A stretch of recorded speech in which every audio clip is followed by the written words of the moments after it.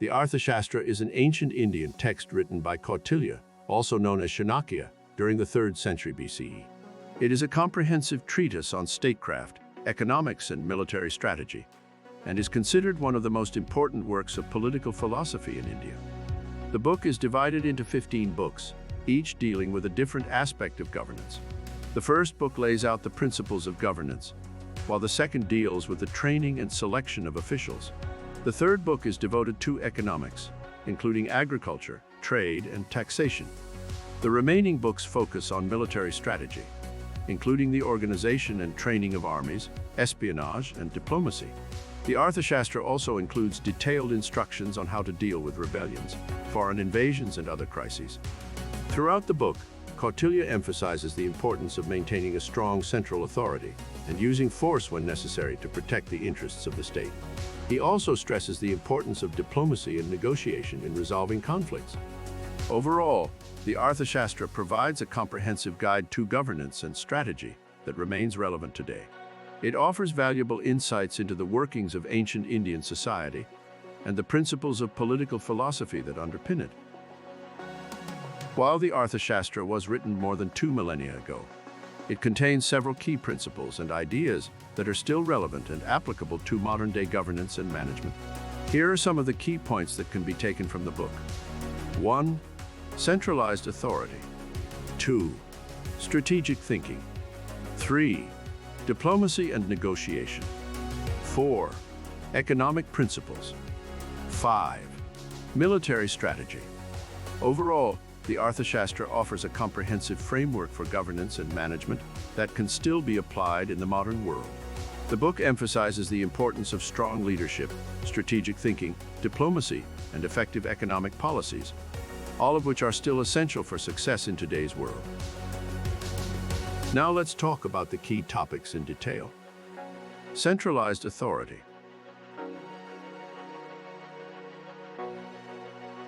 Centralized authority is one of the key principles of governance that is emphasized in the Arthashastra. According to Kautilya, a strong central authority is essential for maintaining order and protecting the interests of the state. This means that power should be concentrated in the hands of a single leader or ruling body, with all other officials and organizations working under their direction. Kautilya believed that a strong central authority was necessary to ensure that laws and regulations were enforced, to maintain a stable economy, and to protect the state from external threats. He believed that a centralized authority could act decisively and quickly in times of crisis, without being hampered by bureaucracy or conflicting interests. However, Kautilya also recognized that centralized authority could be abused. He warned against rulers who became too authoritarian or who ignored the needs and concerns of their subjects. He believed that a ruler's power should be balanced by the advice and counsel of knowledgeable advisors, and that rulers should act in the best interests of the people they govern.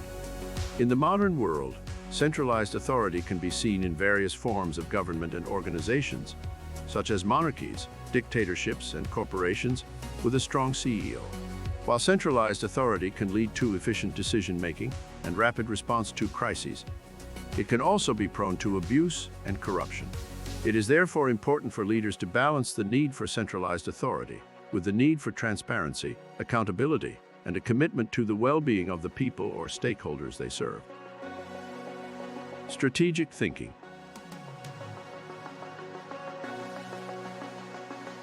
The Arthashastra emphasizes the importance of strategic thinking in governance and management.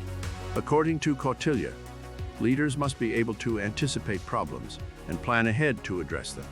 He believed that leaders should constantly analyze their environment and adapt their strategies accordingly in order to stay ahead of their rivals and ensure the success of their organization or state. Kautilya believed that strategic thinking involved several key elements.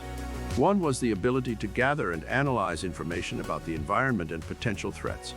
This could include gathering intelligence on rival states, monitoring economic trends, and analyzing social and cultural trends. Another key element was the ability to formulate and implement effective policies. This involved developing clear goals and objectives, identifying the resources necessary to achieve them, and creating a plan to allocate those resources effectively. Finally, Kautilya believed that leaders should be flexible and adaptable in their strategies. They should be willing to change course if circumstances change, and should be prepared to innovate and experiment in order to find the best solutions to problems. In the modern world, strategic thinking is still a critical skill for leaders in government, business, and other organizations. Effective leaders must be able to anticipate future challenges and opportunities, develop effective plans to address them, and be willing to adapt those plans as circumstances change. They must also be able to gather and analyze information effectively, and be willing to take risks and innovate in order to stay ahead of their competitors. Diplomacy and negotiation.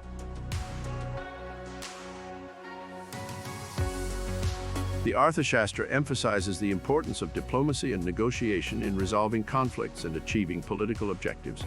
According to Kautilya, effective diplomacy involves a range of skills and strategies, including understanding the other party. Kautilya believed that effective diplomacy required a deep understanding of the motivations, beliefs, and interests of the other party.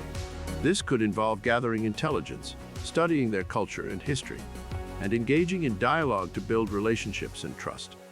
Identifying common interests. Kautilya believed that effective diplomacy often involved identifying areas of mutual interest between parties and finding ways to work together to achieve shared goals. This could involve compromise, trade-offs, and creative problem-solving. Using leverage. Kautilya recognized that effective diplomacy often involved using leverage to achieve one's objectives. This could include the use of economic sanctions, military force, or other forms of pressure to persuade the other party to comply with one's demands. Building alliances. Kautilya believed that effective diplomacy often involved building alliances with other parties who shared similar interests or goals. This could involve forming treaties, coalitions, or other agreements to achieve common objectives. In the modern world, diplomacy and negotiation remain critical skills for leaders in government, business, and other organizations. Effective leaders must be able to build relationships and trust with other parties, identify common interests and objectives, and find ways to achieve their goals through negotiation and compromise. They must also be able to use leverage and build alliances effectively in order to achieve their objectives. Overall, the Arthashastra provides valuable insights into the principles and strategies of effective diplomacy and negotiation that are still relevant today. Economic principles.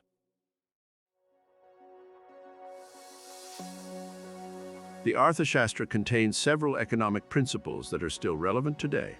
Kautilya recognized the importance of economic prosperity for the stability and security of the state, and he provided guidance on a wide range of economic issues.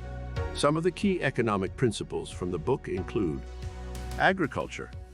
Kautilya recognized the importance of agriculture for the prosperity of the state. He provided guidance on issues such as irrigation, land use, and crop rotation, and stressed the importance of providing incentives to farmers to encourage production. Trade. Kautilya recognized the importance of trade for the prosperity of the state.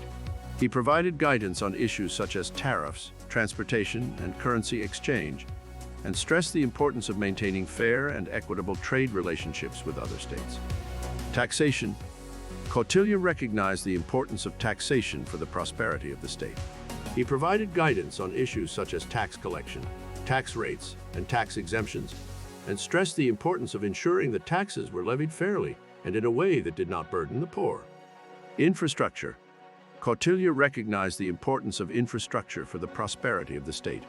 He provided guidance on issues such as road construction, water management, and public works projects, and stressed the importance of investing in infrastructure to support economic growth. Public finance. Kautilya recognized the importance of sound public finance for the prosperity of the state. He provided guidance on issues such as budgeting, debt management, and financial reporting, and stressed the importance of ensuring that public funds were used wisely and for the benefit of the state as a whole. In the modern world, these economic principles are still relevant for governments, businesses, and other organizations. Agriculture, trade, taxation, infrastructure, and public finance remain critical components of economic development and prosperity, and the guidance provided in the Arthashastra can still be applied today to promote economic growth and stability. Military strategies.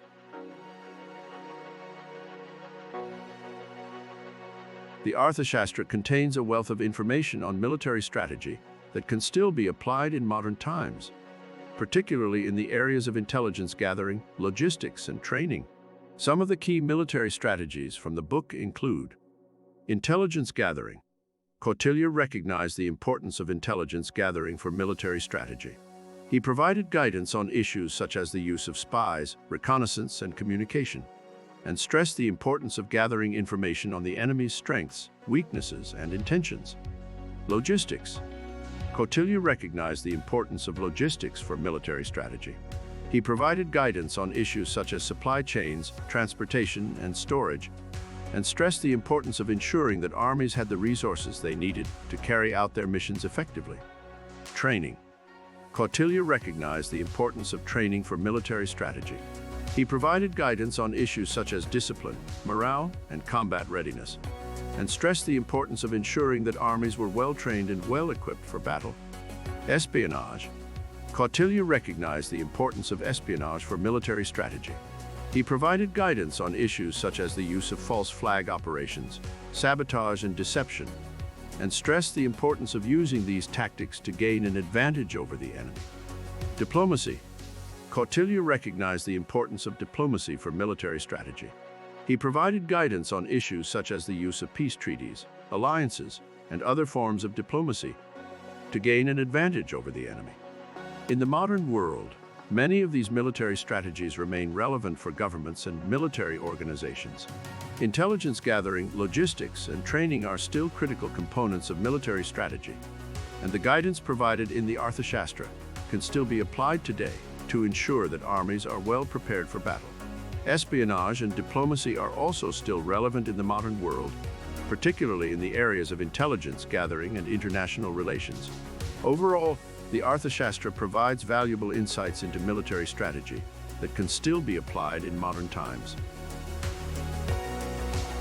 To subscribe, simply click the red subscribe button below this video. And to make sure you don't miss any new videos, click the bell icon next to the subscribe button and select all for notifications. Thank you for your support, and we look forward to sharing more content with you soon.